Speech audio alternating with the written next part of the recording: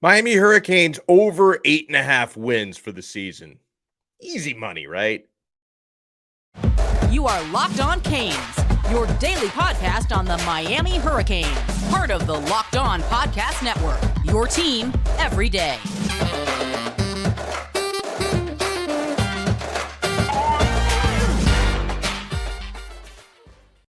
I am Alex Donno, your host, University of Miami alumnus, longtime South Florida sports radio vet, contributor to allhurricanes.com.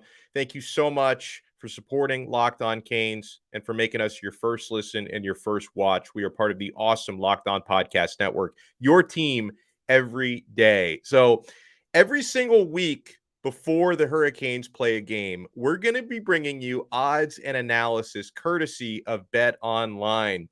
BetOnline has you covered this season with more props, odds, and lines than ever before. BetOnline, where the game starts.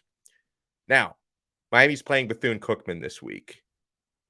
As you commonly see when a Power 5 team is going up against a FCS opponent, there are no odds for this particular game. Maybe if your uncle somewhere down on the block might have his own sports book, you might be able to find action on it, but there are no actual standard odds for this one, which is okay because we still have a chance to examine and lock in futures bets for the season to come.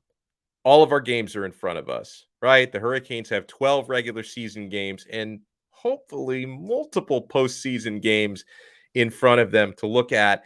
So the win total, I think, is a good one to start with. Now, the actual number has not moved since it was first released, but the juice has moved a little bit. So the over-under for Miami, 8.5 wins for this coming season. Now, Miami won 7 games last year, many of the same personnel, but a less experienced Tyler Van Dyke, an inferior coaching staff under Manny Diaz compared to what Miami has this year with Mario Cristobal.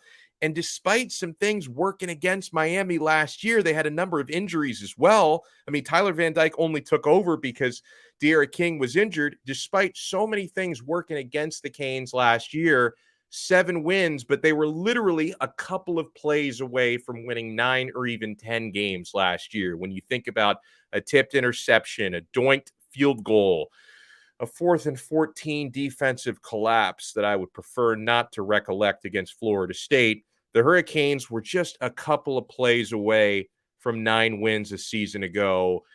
I think they're going to do it this year. Now, you have to wonder if it's worth actually locking it in. So over 8 wins, minus 145. So you would have to bet $145 to win $100 back versus if you want to go under. And I think 8.5 is a good total, by the way. I think Vegas knows what they're doing, right? And these odds are courtesy of BetOnline. Under 8.5 wins, you get plus 115 on that. So if you were to bet $100 on Miami winning 8 games or less, you would get $115 back if you win that one. I do think Miami is going to go over. So if you're willing to bet that at minus 145, I think that's probably the way to go here. I think that there are 5 games on Miami's schedule this year that are basically guaranteed wins. I know nothing's guaranteed in life. It's why you play the games. So 5 are basically guaranteed wins. Bethune-Cookman, Southern Miss, Middle Tennessee. Excuse me for disrespecting some teams in the ACC, but I think Duke and Georgia Tech should be automatic wins for Miami, although Georgia Tech could be a trap game right between Florida State and Clemson. So keep your eyes on that. But that's 5 games Miami should absolutely win. There's 2 games that the Sharks would tell you are basically unwinnable from Miami. I think they could steal one of these, but they would tell you that Miami's definitely not beating Texas A&M on the road, and they're definitely not beating Clemson on the road. So you've got 5 that are basically guaranteed wins, 2 that are basically guaranteed losses, at least on paper. Then you've got the battleground games that will decide the season. Games like against North Carolina, which is the ACC opener. Against Virginia Tech, which is on the road. Virginia is on the road this year. Florida State is at home. Miami should beat Florida State, but we said the same thing last year. Pittsburgh will be at home. They had a nice win in the backyard brawl. I think Miami can beat those teams. So basically, if the Hurricanes can come away with 4 out of 5 victories in those battleground games, and they drop both of Clemson and Texas A&M, you're talking about going over 8.5. I think that's pretty likely. Actually, the way I see it is, I think Miami's going to drop one of those battleground games, but I think Miami's going to steal one of the tough ones. I think Miami's going to go up to either Texas A&M or Clemson and actually steal a victory in one of those road games that they're not supposed to win. So you can call me crazy. I've got Miami winning 10 games this year. This is just regular season we're talking about.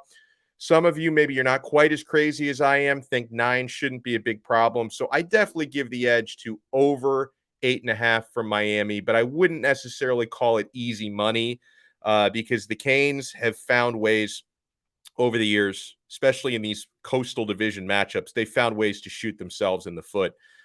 We've got to hope, though, that the mental and physical toughness being instilled in them by this new coaching staff is going to cut down on some of those letdowns. We've got to hope that's going to be the case. So, over 8.5 wins, that's the way that I would go. You just have to decide if the juice is worth the squeeze there at minus 145. Now, you've got the odds on a national championship this year. Alabama are the favorites at plus 200. Now, anytime you can get Alabama in the plus money to win a national title, even when they don't win it, they tend to always get to the championship game. Honestly, I wouldn't mind taking a look at that for Bama. Ohio State at plus 350. I definitely see Ohio State getting into the CFP. I think Michigan's time in the spotlight was going to be short-lived. I think Ohio State wins the Big Ten, gets back into the CFP. They've got the second best odds. Georgia, the defending national champions, plus 475.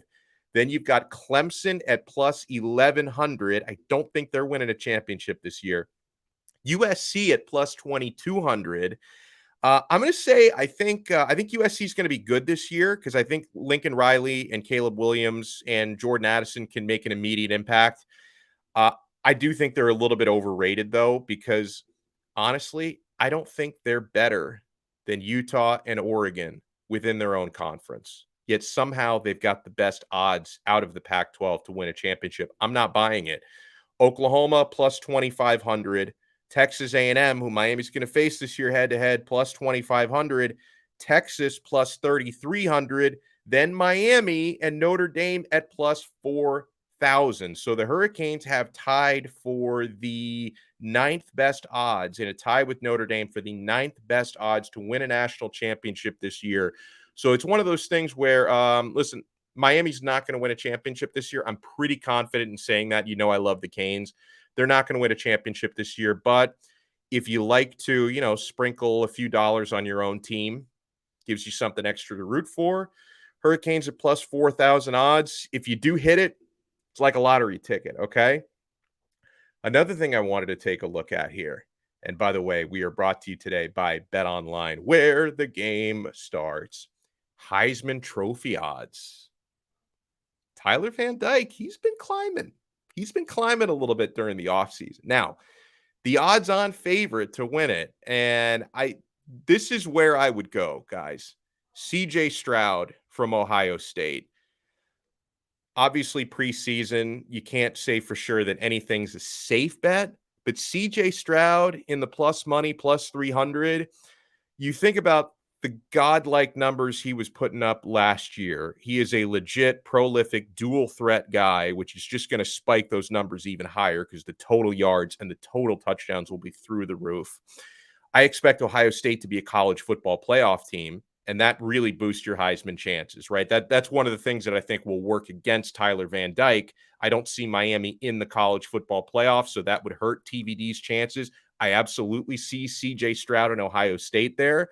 And then Caleb Williams actually has the second best odds at plus 375, but I don't think USC is getting to the college football playoff. So I don't think that's worth making a play on. Then you've got Bryce Young. I think Bryce Young used to be the second favorite, and then Williams, I think, has leapfrogged him in recent weeks or recent days. Bryce Young from Alabama just won it last year. I think that's going to be what's working against him, because when you win the Heisman and you're up for it a second straight year, they tend to look for reasons not to give it to you versus reasons to give it to you when it's the second time. I think that's the reason why we've only had 1 2-time winner before. They're looking for reasons not to give it to you the second time. So I think that's going to be working against Bryce Young. Then you've got Will Anderson Jr. and then Tyler Van Dyke. TVD has now the 5th best odds to win the Heisman Trophy at plus 2,500. That's just telling you they respect Miami's quarterback. That's my big takeaway from that, is they respect Miami's quarterback. I mentioned one thing that's working against TVD is, and maybe some of you disagree, maybe some of you think, no, Donno, Miami is going to shock the world and they're going to make the top 4. If Miami were to make the top 4, I would imagine TVD is going to have a lot to do with that. And, he's going to have some Heisman moments, because if he gets a victory over Texas A&M or over Clemson, or if there is a God, both, right? Those are going to be signature wins for Tyler Van Dyke to try and claim the Heisman Trophy. And if he gets into the college football playoff, that would be a huge boost. I just don't think Miami is quite ready for that yet. So if I don't expect Miami to be a CFP team, that's going to work against Tyler Van Dyke. The other thing that might work against TVD is his wide receivers, as we've covered extensively on Locked On Canes, had an inconsistent fall camp. They had a good final week. And I hope that bodes well for the regular season. We'll see if they drop any passes against Bethune-Cookman. I sure hope not. Xavier Restrepo has been Miami's most dependable receiver throughout fall camp. Brashard Smith has really flashed. Those are your slot guys. A lot of your boundary guys have been inconsistent, from Keyshawn Smith, Jacoby George, Frank Ladson, Colby Young. Michael Redding, I think, did have a very good camp, but I don't know if he's probably not going to fill Charleston Rambo's shoes this year. I think you're going to try to fill Charleston Rambo's shoes by committee versus just by one guy. And TVD does have a really good tight end room, which could help him a lot, right? Because Mallory and Elijah Arroyo, I think, are going to have monster years, and maybe you can get something special out of the true freshman Jaleel Skinner. And also, TVD has a couple of running backs who are really talented receivers out of the backfield, Jalen Knighton and Henry Parrish. I think both are going to catch a lot of balls this year. So the wide receiver inconsistencies might work against Tyler Van Dyke. Running backs and tight ends might help his case. I don't think it's TVD's year to actually win the Heisman Trophy. But if you do want to take a look at Tyler Van Dyke plus 2,500, that means if you bet $100, he wins the trophy, you get $2,500 back. That would be nice little addition to your Christmas fund, right? Because they announced the Heisman in early December, so that you could buy a lot of presents with $2,500 if you win that money back. So those are some things to take a look at. Preseason futures for the Miami Hurricanes and for Tyler Van Dyke. Huge shout out and thank you to betonline.net. BetOnline has you covered this season with more props, odds, and lines than ever before. BetOnline, where the game starts. I'm so sorry that I'm not a better singer.